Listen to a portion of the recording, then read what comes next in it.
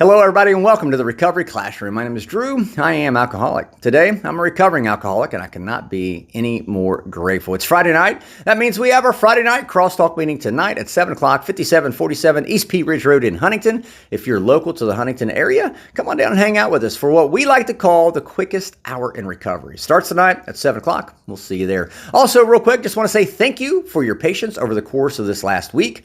Deb and her family were out on vacation. Me and my family were on vacation, and Brenda and her family, they've been on vacation. We're just now coming back into our pre-vacation routines, and so we're hoping to begin producing and resume producing these morning monologues on a lot more frequent basis. But thank you nonetheless. I want to talk today about a topic that usually comes up at some point in time in people's personal recovery. It's one that I think kept me out of the rooms, kept me from pouring myself into the rooms, I should say, well before July of 2021. This idea, I can't believe in God. I don't have faith in God. Now, let me give you my disclaimer. When you hear me use the word God, I'm not talking about a God from your church. I'm not talking about a religious God.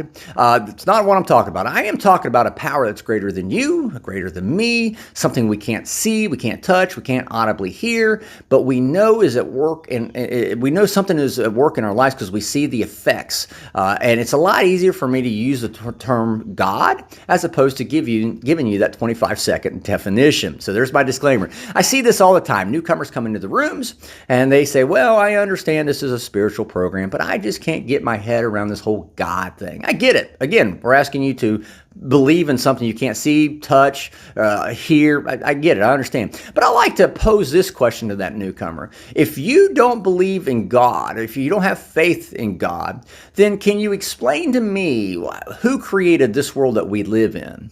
And the only logical conclusion that I can arrive at is if you don't believe in God, then all of this, everything that we know is reality, must have happened by chance. Knowing full well that the slightest change in the evolutionary biology would have altered the course of human history and the planet, if you believe that it all happened by chance, then fair, great.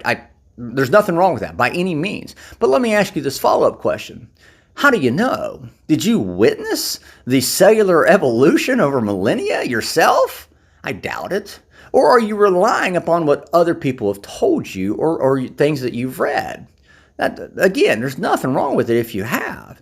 But let me ask you this. When you say you can't have faith, well, if you believe that this all happened by chance, that sounds like faith. Matter of fact, that sounds like the biggest demonstration of faith that I've ever heard. And to take it a step further, be a little bit more blunt about it, let me say this. I believe that God created this world that we live in, whereas you believe it all happened by chance or by the fact that multiple biological entities all perfectly aligned to create this world. So whereas I believe one took care of it, you believe that it all happened by chance, is that multiple things took care of it.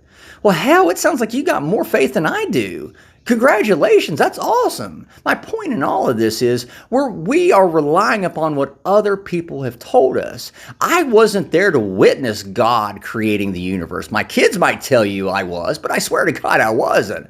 I'm relying upon what other people have told me, what other people have shared with me, and things that I've read. There's nothing wrong with having different beliefs at all. But my point is, if you can't believe in God, you can't have faith in God, it sounds like you have a lot more faith than what I think you realize. The problem is you're just choosing to put your faith in other people and what they say as opposed to forming your own conceptions. And that's what almost kept me from coming back into the rooms of recovery in July of 2021. I based my belief on God based off of what other people told me. The guy in the pulpit, the angry man in the pulpit yelling at me saying I couldn't watch a Wendy's commercial or go to watch E.T. in the movie theater. I based my idea of God off of what other people have told me rather than forming and creating my own conception and my own ideas of God. Coming into the rooms of recovery, I learned that. When you come into the rooms of recovery, you don't have to accept anyone else's version of God